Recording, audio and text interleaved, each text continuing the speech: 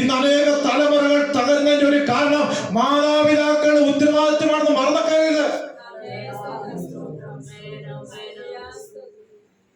മാതാപിതാക്കൾ ദൈവകൃപ വിട്ടുപോയാൽ മക്കളെ കുറ്റം പറയരുത്. സ്തോത്രം. മക്കൾ കൂടെ നിന്ന് പ്രാർത്ഥിക്കാൻ ഇരുന്നില്ലെങ്കിൽ, ദൈവത്തെ ആരാധിക്കാൻ വന്നില്ലെങ്കിൽ, സഭയിൽ വരാൻ തയ്യാറായില്ലെങ്കിൽ, മാതാപിതാക്കളെ നിങ്ങൾ മടങ്ങി വരിക.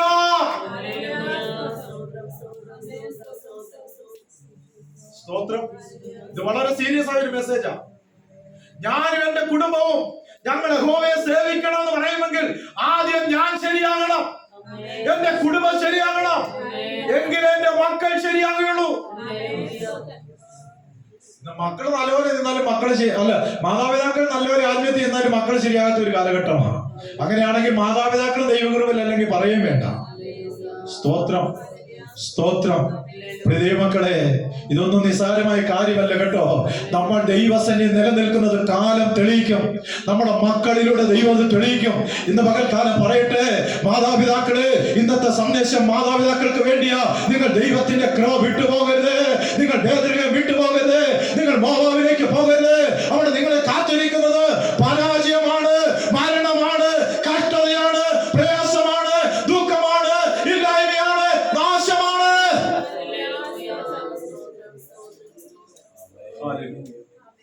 ഹല്ലേലൂയ. സ്തോത്രം. നമ്മുടെ വീട്ടിൽ ഒരു നേരത്തെ ആഹാരം ഇല്ലെന്ന് പറഞ്ഞാൽ നമ്മൾ അയൽക്കത്തെ വീട്ടിലേക്ക് ആഹാരത്തിന് പോകും. ഇതാണ് അവിടെ സംഭവിച്ചത്. സ്തോത്രം, സ്തോത്രം. ഒരു ക്ഷാമം വന്നാൽ, ഞാൻ ഇന്ന് പകൽക്കാലം ഒരു കാര്യം പറയട്ടെ, ചില ക്ഷാമങ്ങൾ വരുന്നത്, ചില രോഗങ്ങളായിരിക്കാം, ചില കഷ്ടതകൾ വരുന്നത്, അതിന്റെ പിന്നിൽ ദൈവത്തിന് ഒരു പദ്ധതിയുണ്ട്. സ്തോത്രം, സ്തോത്രം. ദിവസങ്ങൾ ഇയ്യോബിനെ പറ്റിയുള്ള ഒരു ചിന്ത എന്റെ മനസ്സിലേക്ക് വന്നു. സ്തോത്രം.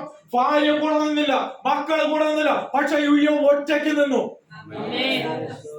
ചിലപ്പോ ഭാര്യ ഇങ്ങനെ പറഞ്ഞു കാണും, ചിലപ്പോ നമ്മൾ ഈ സഭയിൽ പോകുന്നതുകൊണ്ടായിരിക്കും എപ്പോഴും രോഗവും പ്രയാസമൊക്കെ, നമുക്ക് വേറൊരു സഭയിലേക്ക് പോകുന്ന ഭാര്യ പറഞ്ഞു കാണും, മക്കള് പറഞ്ഞു കാണും. പക്ഷെ ഇയ്യോബിന്റെ ഹൃദയത്തിൽ ഒരു ഉറച്ച തീരുമാനം ഉണ്ടായിരുന്നു. ഞാൻ നിൽക്കുന്നിടത്ത് തന്നെ നിൽക്കും, ഞാൻ ദൈവത്തിന്റെ കൃപയിൽ നിൽക്കും. യഹോവ തന്നു, യഹോവ എടുത്തു, അവന്റെ നാമ മഹത്വം എടുക്കട്ടെ. സ്തോത്രം. അവിടെ ഇവിടെ ഓടുന്നതുകൊണ്ട് പ്രശ്നത്തിന് പരിഹാരമല്ല കേട്ടോ. ഹല്ലേലൂയ. നല്ല ഫലത്തിൽ, നല്ല വൃക്ഷത്തിൽ നല്ല ഫലങ്ങൾ ഉണ്ടാകും. അത് എത്ര കാലമായാലും നല്ല ഫലങ്ങൾ ഉണ്ടാകും. മാതാപിതാക്കളെ, നമ്മുടെ മക്കൾക്ക് വേണ്ടി പ്രാർത്ഥിക്കുന്നത്, അവർക്ക് വേണ്ടി ഇടിവ് നിൽക്കുന്നത് ഒരിക്കലും നഷ്ടമാകുന്നില്ല. ദൈവത്തിന്റെ സമയത്ത് നമ്മുടെ മക്കളെ മടക്കി കൊണ്ടുവരും. മാതാപിതാക്കളെ, നിങ്ങൾ ദൈവത്തിൽ മടങ്ങി വാ.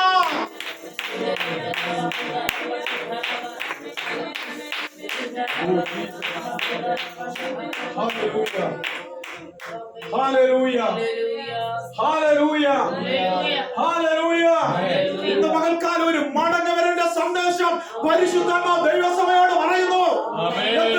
ഏറ്റെടുക്കുന്നുണ്ട്, വ്യക്തിപരമായി ഏറ്റെടുക്കുന്നവർക്ക് ഒരു വിടുതലുണ്ട്. മാതാപിതാക്കളെ, നിങ്ങൾ മടങ്ങി വാ.